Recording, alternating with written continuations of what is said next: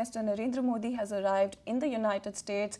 His first visit to America under Trump's second tenure, and this is an official working visit of PM Modi to United States that comes at the invitation of President Donald Trump. PM Modi, of course, is among the first few world leaders during Trump 2.0 to visit the United States for a meeting with the President.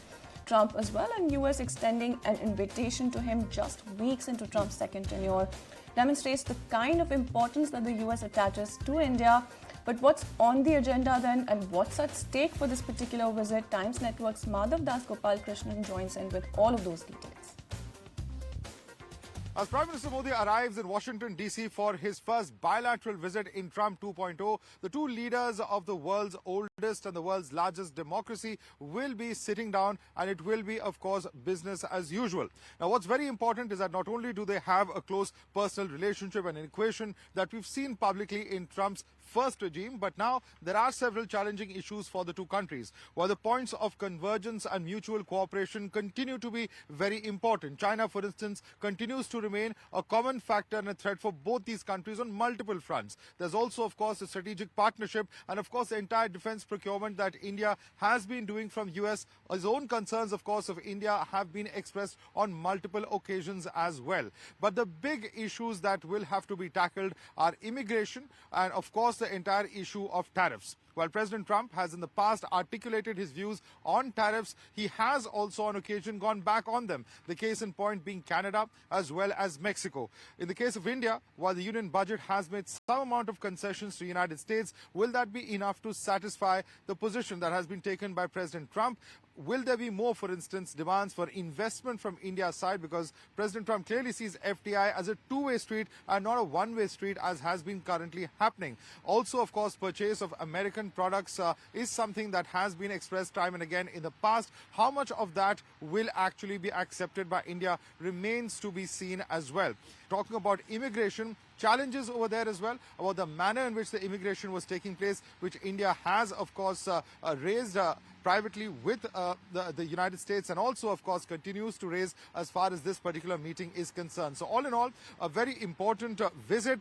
Will there be any big-ticket announcements? The expectation, according to experts, has been very, very muted. Officially, of course, nothing that has been shared, but there will be an official briefing once the bilateral meeting is concluded, and that's something that we'll have to watch out for in terms of what the concrete takeaways are from this one particular meeting as well. Right, a lot to watch out for. But then in the meantime, let's also listen in to what KV Subramanian, who's Executive Director for IMF, expects from this visit. India-US is really the partnership, of the next couple of decades. Given the economic opportunity that India offers, for instance, investors, American investors, actually, for them to be able to earn more than 10%, returns in a year in dollar terms, not just in rupee, actually something that there are few other large countries that can provide such an opportunity. So, from that perspective, I think, and President Trump is clearly, very, very focused on ensuring that, that the economy, the American economy does well. So in that perspective, I think there are clearly paths that converge. So I actually think that this visit would be one where there could be some important steps that could be announced. Right. One of the things and areas of concern has been, the entire talk around tariffs. Now, one thing is about political rhetoric, but he's actually walked the talk when it comes to China, Canada, and Mexico. But again, Canada, Mexico is on hold for a month, is what we are told. How serious an issue do you think this is that is going to impact upon India? So I think, from the Indian perspective, and, you would note that the Indian budget, the recent budget that was passed as well, took some important steps in this regard. I think the other aspect that actually, that needs to be focused on, when I think about overall trade between two countries, I don't focus just on one aspect of which is basically goods trade, and within that, tariffs actually.